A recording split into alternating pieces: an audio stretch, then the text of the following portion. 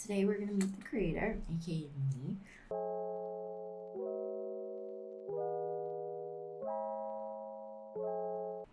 My name is Tina. I'm 24 years old. I just graduated college. I still don't know what I want to do with my life, but I'm going to try this out.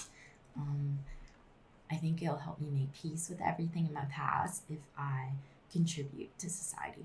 I was diagnosed with major depressive disorder in 2018, and that was when I was put on Prozac. A lot of people say that they don't expect me to be depressed because I'm bubbly. I'm definitely not as sad as I used to be, but depression plays a huge role in what decisions I make and how I am. I grew up in a household with my mother, grandparents, and uncle. It wasn't entirely harmonious.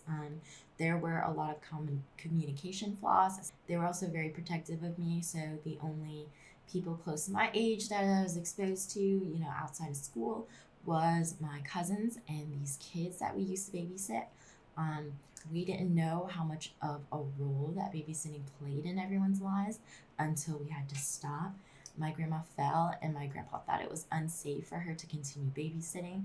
So we never really saw the kids again. Our main client moved and we were just lost after that.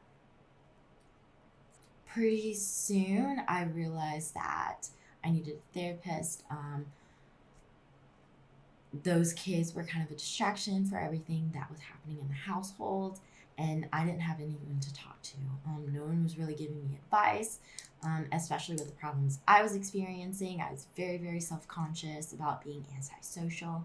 I was rubbing people the wrong way because I was just so scared to talk to people, and my brain works in fragments, so I kind of just didn't want to expose people to my fragmented thinking. It's very hard to kind of relay, or at least it used to be. Now I'm a lot more lingual, but I was under the impression that my family couldn't afford a therapist, so I was trying to do a bunch of research without a therapist's help, without anybody's help really. I was antisocial, I didn't have friends, so I kind of relied on the internet, YouTube, kind of just Google really.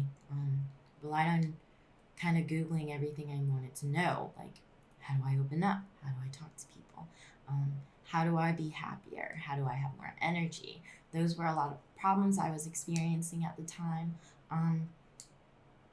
Even how do I escape from this depression? Because I knew I had it.